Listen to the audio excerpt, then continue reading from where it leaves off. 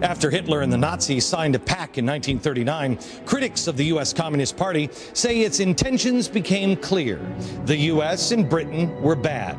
The Soviets and Nazi Germany were good. In 1941, when Germany invaded Russia, the party's message changed. Hiding behind FDR's policy of victory for America, even more communists were able to convince the country of their loyalty. The Soviets were our allies during World War II. Not only were communists permitted into the government, in some cases they were actively recruited into the government, so a substantial problem became a massive problem. 4 years later, when President Truman moved into the Oval Office, relations with the Russians started to sour. This was the same year spy Elizabeth Bentley broke ties with the Soviets and told her story to the FBI. And there was a very systematic cover-up going on to prevent the American people from knowing the degree of communist penetration of the government.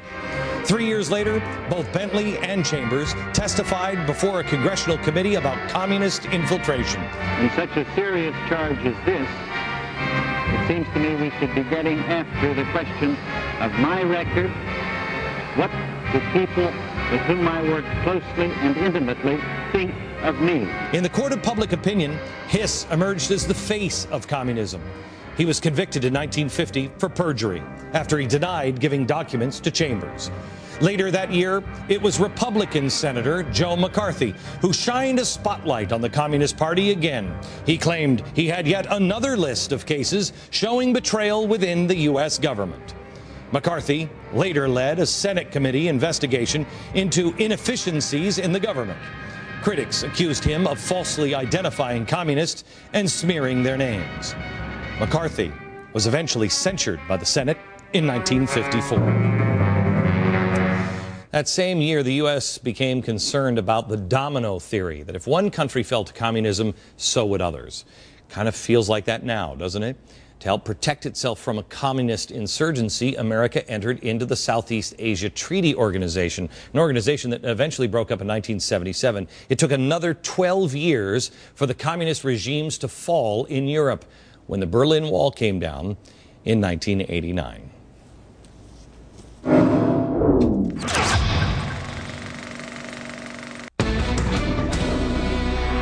Critics and partisan hacks love to brush off claims of communism or socialism as fear-mongering. But is it?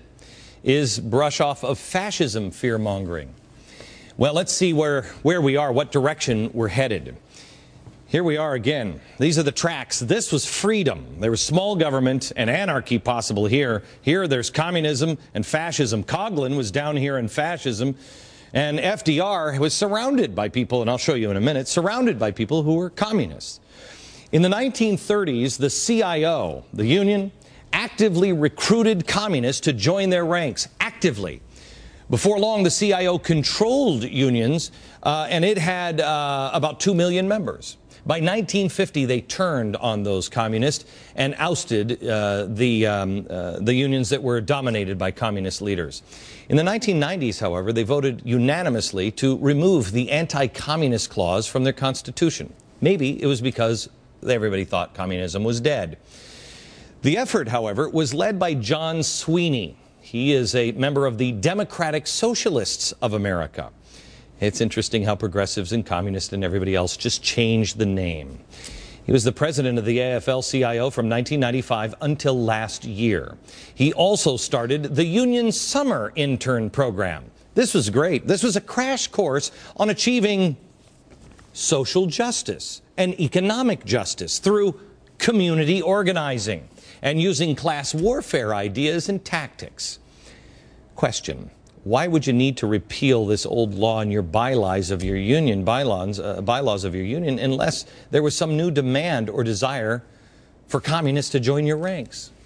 Now let me take you to California. In 2008, the state Senate passed SB 1322. This bill, amazingly, allowed communists to teach in schools, to become school teachers in California.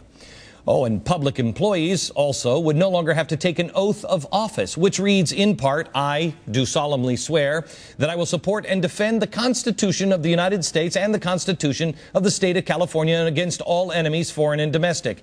And I do further swear or affirm that I do not advocate nor am I a member of any party or organization, political or otherwise, that now advocates the overthrow of the government of the United States or of the State of California by force or violence. Why would you want people to stop taking that oath? Who wouldn't want that taken, especially by teachers? Other than maybe people who are what? Looking for social justice? Here's how Arnold Schwarzenegger responded when the bill came to his desk. I bet you had no idea which way he would go on this one. But he said, quote, I see no compelling reason to change the law that maintains our responsibility to ensure that public resources are not used for purposes of overthrowing the U.S. or state government or for communist activities. For those reasons, I'm unable to sign this bill. Even Arnold Schwarzenegger would not go for this. Maybe it was his time in Austria with his family. How did it make it all the way to his desk? In a completely unrelated story, do you know who the top political spender was in California last year? Who's the group that's dumping the most lobbying money into swaying politicians? The group that didn't want anybody to have to take an oath to protect the Constitution, say that you're not involved in any group that wants to overthrow the United States of America. Yes, the unions. The teachers' unions. They spent $211.8 million. I'm sure it's just a coincidence. It has nothing to do with communism or social justice. If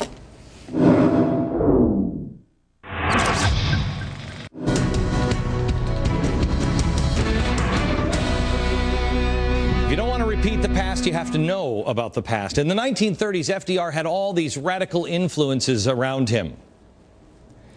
And when anybody brought him up, it was always brushed aside. Oh, whatever, that's crazy talk. No. But when the Venona papers were finally made public back in 1995, that's the UK and the United States, it went through all the old KGB wires and transcripts. It revealed that there were communist influences directly in the White House that directly impacted FDR's policies, even his foreign policy decision-making. We're going to get much deeper into this in a new documentary that's going to be out on the 24th of this month. It's called Doomed to Repeat. It's for Insider Extreme subscribers. That is a new element of my website. It's the premium side of the website. And there's just a lot of great stuff there. Please sign up. Go check it out now at glennbeck.com. But when you see the parallels between now and then, you will see our future if we don't change our course. And a programming note. There's a new advisor to President Obama who fits nicely in this group. Oh, he loves Marx. I'll introduce him to you on Monday. Because, see, it's important that we know who these people are and we know what the influences are. Otherwise, we'll be doomed to repeat. Back in a minute.